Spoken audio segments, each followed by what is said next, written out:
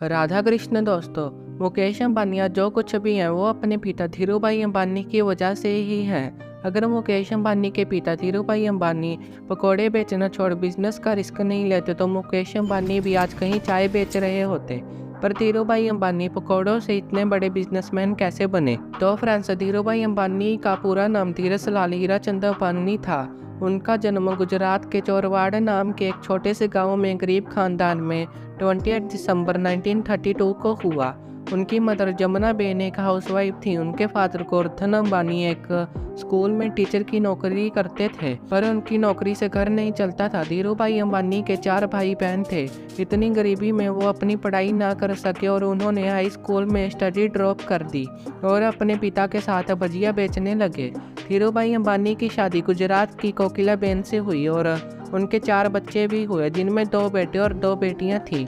उनके नाम मुकेश अंबानी, अनिल अंबानी, नीता अंबानी और दीप्ति अंबानी हैं। धीरूभाई अंबानी ने स्टार्टिंग में फ्रूट और नाश्ता बेचा और फिर पकौड़े बेचे, पर उन्हें इसमें ज़्यादा फायदा नहीं हुआ। फिर वो ये सब छोड़े यमन में नौकरी करने चले गए, जहां उन्होंने पेट्रोल पंप पे अपनी पहली नौकरी की। धीरूभाई अंबानी को बिजनेस के बारे में नई चीज़ें जानने में बहुत रुचि थी, इसलिए वो 25 पैसे में मिलने वाली चाय को बड़े रेस्टोरेंट में जाकर 1 रुपए में पीते। वो ऐसा फुकरापंती में नहीं करते थे, बल्कि उन्हें वहाँ पर बैठे बिजनेसमैन की नई नई बातें सुननी होती थी। धीरूभाई अंबानी 2 साल तक मेहनत करके मैनेजर की पोस्ट तक पहुँचे। वहाँ पर रहते हुए जब धीरूभाई अंबानी को पता चला कि चांदी के सिक्कों की कीमत चांदी से ज़्यादा है, तो उन्होंने यमन में प्रचलित चांदी के सिक्कों की गलाई लंदन की एक कंपनी में स्टार्ट की। जब तक यमन गवर्नमेंट को ये पता चला, तब तक धीरूभाई अंबानी ने काफ़ी प्रॉफिट कमा लिया था। पर कुछ समय बाद यमन की आज़ादी के लिए वहाँ पर प्रोटेस्ट होने लगे, तो वहाँ पर काम कर रहे इंडियंस को अपनी नौकरी छोड़ना पड़ा।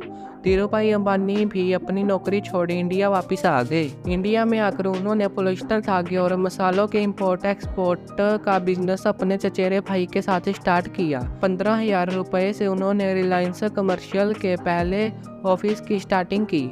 ये बस 350 स्क्वायर फीट का था। धीरूभाई अंबानी के बिजनेस करने के स्टाइल अलग होने के कारण उन्होंने 1965 में चंपकलाल दमानी से पार्टनरशिप तोड़ दी और फिर उन्होंने सूत का बिजनेस किया, जिसमें उनको बहुत कामयाबी मिली। उन्हें कपड़े के बिजनेस की नॉलेज होने के कारण उन्होंने 1966 में अहमदाबाद में एक बिजनेस मिल स्टार्ट की, जहां कपड़े बनाने में पॉलिएस्टर धागे का यूज़ होता था।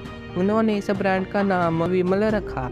उन्होंने पूरे इंडिया में खूब एडवर्टाइजिंग की और उनका ये ब्रांड छोटी जगहों पर भी खूब वायरल हुआ। 1980 में पॉलिएस्टर फिलामेंट यार्न के निर्माण के लिए गवर्नमेंट से लाइसेंस मिलने के बाद वे कभी नहीं रुके और उन्होंने कई सारे बिजनेस किए अलग अलग इंडस्ट्री में। उनके main business telecommunication, retail, textile, logistics, petrochemicals, capital market, infrastructure services, energy, electricity और इंफॉर्मेशन टेक्नोलॉजी थे।